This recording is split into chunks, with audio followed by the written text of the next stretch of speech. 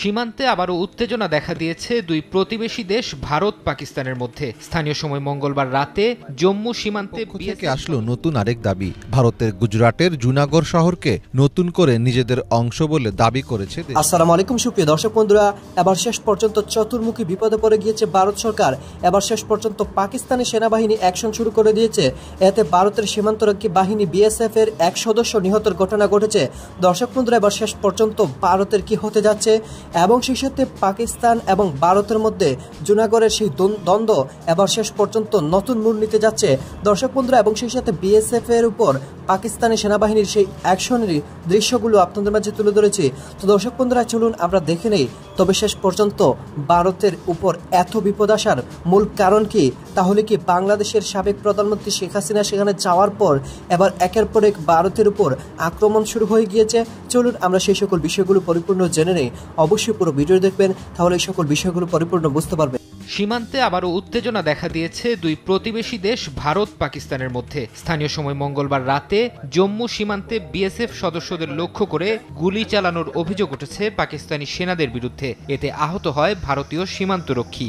এ ঘটনায় নয়াদিল্লি ইসলামাবাদ উত্তেজনার পারদ তুঙ্গে। ঘটনার ক্ষুব্ধ প্রতিক্রিয়া জানিয়ে সীমান্তে যুদ্ধবিরতি লঙ্ঘনের অভিযোগ করেছে ভারত। ভারতীয় গণমাধ্যম জানায়, এদিন বিনা উস্কানিতে আচমকা বিএসএফ সদস্যদের লক্ষ্য করে গুলি চালায় পাকিস্তানের সেনারা। ঘটনার আকস্মিকতা কাটিয়ে পাল্টা গুলি ছোড়ে বিএসএফও। তবে এতে পাকিস্তানি কোনো সেনা হতাহতের খবর পাওয়া যায়নি। এই ঘটনার পর সতর্ক অবস্থায় রাখা হয়েছে ভারতের সীমান্তরক্ষী বাহিনীকে। একই সঙ্গে সীমান্তে নজরদারি বাড়ানো হয়েছে। নিয়ন্ত্রণ রেখায় যুদ্ধবিরতি লঙ্ঘন করে ভারত কিংবা পাকিস্তানের গুলি চালানোর বিষয়টি বিরল। তবে এমন সময় এই ঘটনা ঘটেছে যখন কেন্দ্রশাসিত অঞ্চলটি বিধানসভা নির্বাচনের প্রস্তুতি নিচ্ছে। 18 সেপ্টেম্বর অনুষ্ঠিত হবে প্রথম দফার ভোট। জম্মুতে উত্তেজনা বাড়াতেই পাকিস্তান এমন আচরণ করছে বলে মনে করছেন কোনো রাজনৈতিক বিশ্লেষক। লাদাখ, কাশ্মীর কিংবা অরুণাচল, ভারতের সীমান্ত ঘেঁষা এসব অঞ্চল নিয়ে বিতর্ক নতুন কিছু নয়। কখনো পাকিস্তান, কখনো চীন। ভারতের সাথে সীমান্ত নিয়ে প্রায়ই উত্তেজনা বিরাজ করে এই প্রতিবেশী দেশগুলোর মধ্যে। তবে এবার পাকিস্তানের পক্ষ থেকে আসলো নতুন আরেক দাবি। ভারতের গুজরাটের জুনাগড় শহরকে নতুন করে নিজেদের অংশ বলে দাবি করেছে দেশটি। পাকিস্তান ভিত্তিক সংবাদ মাধ্যম দ্য নেশনের এক প্রতিবেদনে এ তথ্য জানানো হয়েছে।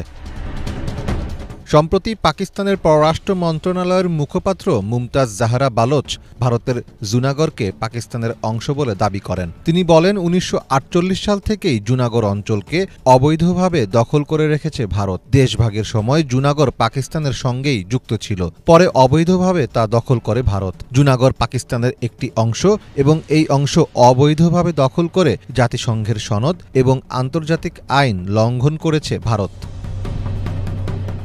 জানা যায়, জুনাগড় রাজ্যের একাদশ নবাব তৃতীয় মোহাম্মদ মহব্বত খানজি 1947 খ্রিস্টাব্দের 15 সেপ্টেম্বর পাকিস্তান সরকারের সঙ্গে চুক্তি স্বাক্ষর করে তার রাজ্যকে পাকিস্তান রাষ্ট্রের সঙ্গে অন্তর্ভুক্ত করেন। ইসলামাবাদের দাবি, জুনাগড়ের শেষ নবাব মোহাম্মদ জাহাঙ্গীর খান চাইতেন শহরটি যেন পাকিস্তানেরই অংশ হয়। করাচিতে 67 বছর বয়সে মৃত্যুর আগে জাহাঙ্গীর বলেছিলেন, জুনাগড় পাকিস্তানের অংশ। তিনি বলেছিলেন, 1947 সালে আমার দাদা পাকিস্তানের অংশ হতে স্বাক্ষর করেছিলেন, তবে এর জন্য তাকে রাজত্ব হারাতে হয়েছিল। আমরা এখনো আমাদের জুনাগড়ের জন্য লড়াই করছি। তবে পাকিস্তানের এই দাবিকে অযৌক্তিক এবং ভিত্তিহীন বলে দাবি করে ভারত। ভারতীয় সংবাদ মাধ্যম আনন্দবাজার জানিয়েছে, 1947 সালে দেশ বিভাগের সময় জুনাগড় ছিল হিন্দু সংখ্যাগরিষ্ঠ। জাহাঙ্গীরের দাদা নবাব মোহাম্মদ মহাবত খান পাকিস্তানের সঙ্গে থাকতে চাইলেও তার এই সিদ্ধান্ত মেনে নিতে পারেনি প্রজারা।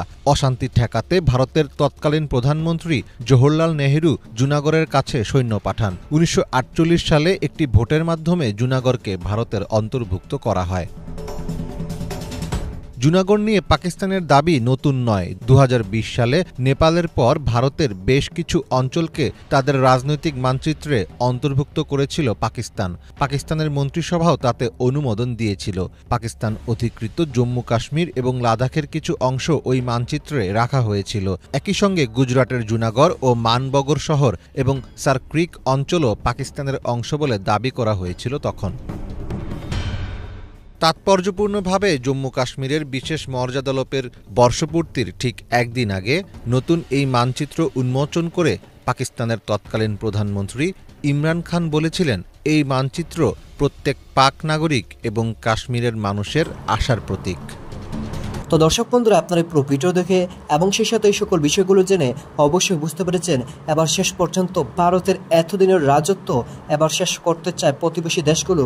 প্রতিবেশী দেশের উপর অনেকদিন চেপে ধরেছিল ভারত, তবে এবার তারা পাল্টা আক্রমণ করতে বাধ্য হচ্ছে। দর্শক বন্ধুরা, পাকিস্তান, চীন, ভুটান, বাংলাদেশ সহ বেশ কয়েকটি দেশ এবার ভারতকে চেপে ধরতে শুরু করে দিয়েছে এবং সেই সাথে ভারতের দাদাগিরি শেষ করতে চাচ্ছে। দর্শক বন্ধুরা, আপনারা পুরো ভিডিও দেখে এবং সেই সাথে পাকিস্তানি সেনাবাহিনীর সাহসিকতা দেখে আপনাদের কাছে কেমন লেগেছে অবশ্যই কমেন্ট করে জানিয়ে দিবেন। তো দর্শক বন্ধুরা, ভালো থাকুন, সুস্থ থাকুন। আল্লাহ হাফিজ। আসসালামু আলাইকুম ওয়া রাহমাতুল্লাহি ওয়া বারাকাতুহু।